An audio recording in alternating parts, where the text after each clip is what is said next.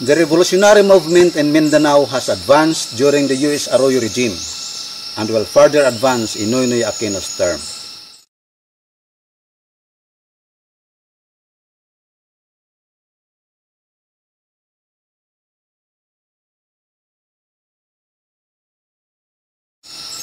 The U.S. Arroyo regime will go down in history as the most corrupt and one of the more unpopular regimes our country ever had, owing this distinction much on scandalously enriching itself while pushing the Filipino people down to worst poverty levels. Like all other fascist regimes before it, its National Internal Security Plan, codenamed Oplan Bantay Laya, is responsible for the deaths of more than 1,000 who fell victim to extrajudicial killings and whose brutal military campaigns and operations have committed the most brazen of human rights violations in recent history and caused the dislocations of millions of people.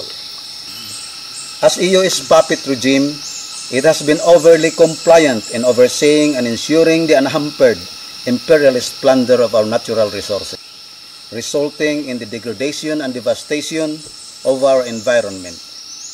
In shameless disregard of our national sovereignty, it defends the basing in our land of US troops that abuse our women and shoot our Moro brothers. It has wielded its most virulent and violent state apparatus, the Armed Forces of the Philippines, and its other armed minions, in its desperate attempt to defeat the revolutionary movement. However, like all its predecessor reactionary regimes, it dreamed but miserably failed to suppress the revolutionary movement led by the Communist Party of the Philippines. In fact, its corrupt, fascist, and puppet 9-year role is one major factor for the further advance of the revolutionary movement nationwide as well as in Mindanao. Under the U.S. Arroyo regime, the New People's Army in Mindanao has grown from 30 to 39 guerrilla fronts now. In the midst of the brutal military campaigns under the Oplan Bantay Laya, the NPA in Mindanao has successfully intensified its tactical offensives, organizing, arming, and training more than a dozen additional platoons, supported by thousands of people's militias. Over the last 9 years, its mass base has expanded, continuously consolidating this and initially establishing people's organs of political power. Agrarian revolution and other related campaigns have continued to gain ground, which have benefited hundreds of thousands of people in the countryside. Our party organization has also grown stronger and is continuously gaining wide and deep roots among the masses. The extreme isolation of the U.S. Arroyo regime has broadened the people's unity in Mindanao and emboldened them to openly express their opposition in increasing number and frequency against the unbridled corruption of the regime, its fascist brutality, puppetry to imperialists, and all its anti-people economic and political policies.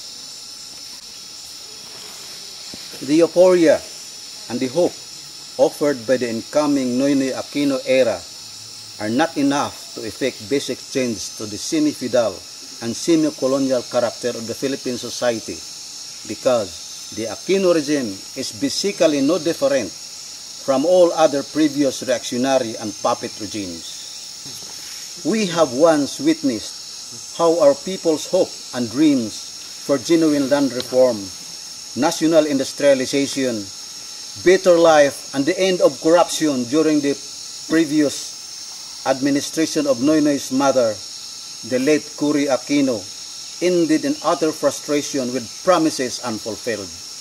Behind the new faces of these new guards of the bourgeois state, in the main, they come from the same big bourgeoisie and big landlord classes that has long ruled our country.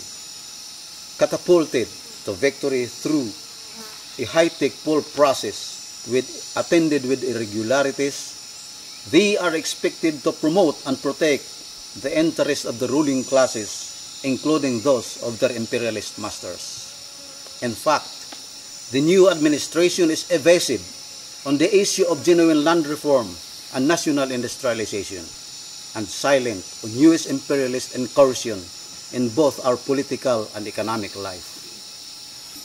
Our country's chronic socio-economic crisis and the midst of the ever-worsening worldwide capitalist system is a fertile ground for the continued advance of the People's War nationwide to a higher stage within the next 6-year term of Noynoy Aquino. The momentum of the revolutionary movement in Mindanao in the last 9 years is an indication of our potential to achieve greater victories towards a new stage. The revolutionary forces in Mindanao are determined to do its share in advancing the People's War forward, even as we fully support the National Democratic Front of the Philippines' effort to find a peaceful settlement of the root causes of our country's long-standing civil war.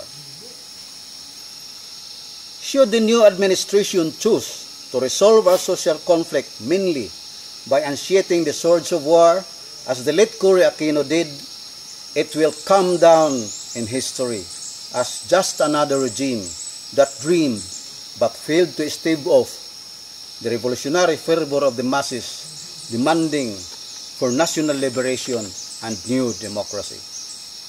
Long live the Philippine Revolution!